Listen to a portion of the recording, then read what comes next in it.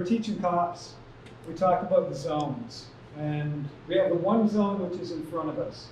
The one zone is where we as human predators, this is where our eyes are, this is where all our primary weapons are. This is why when we're fighting someone, ideally we're moving around and we're keeping them in our one zone. Okay? So if Eric comes in and grabs me and I just step straight back, I create a distance, but I'm still in his one, which means he can still attack me with all of his weapons. If I step off to one side or the other, I'm moving to the two. So he comes in and he goes to punch me and I step off and I move over here. Now, I'm in his two, because his one is over here. This is where his power line is. But he's in my one. So I now have advantage, because I have all my weapons, which I can put onto him until he adjusts. Now, of course, that's what we do, and what we need to stop is, if we were just doing this, he would keep moving around, and we'd be moving and moving and moving in each other's one. So that's where the striking and the distractions come in, is to slow him down, so I can get a step or two ahead of him, and then get to a position of better advantage. Okay? So the one is the most dangerous place. This is where the knife comes. This is where the stick comes. This is where the gun comes. All of those things. If it's a firearm involved, it just becomes a very long one. And I don't want to be here.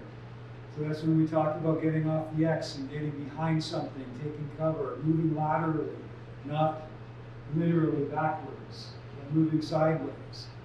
So it's the same thing when we're in here with the grab or with the strike. He comes in with the right hand. I don't want to stay here in his one, because he's just going to continue to attack me with all his primary weapons, where his power line still is. But if he comes in with this, and I can move off to his two and start and strike immediately and slow him down from readjusting, now I have position of advantage. And if I can get behind him to his three back here, I'm in even a better place and he's in a worse place. So yes, we still have weapons in our two and our threes.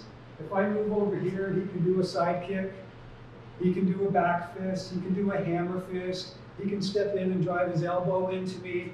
He still has weapons over here, but it's far fewer than if I'm standing in his one right in front of him, where he also has both left and right side. If I'm over here, he has only really one side and far fewer weapons. If I get behind him, he has even fewer weapons.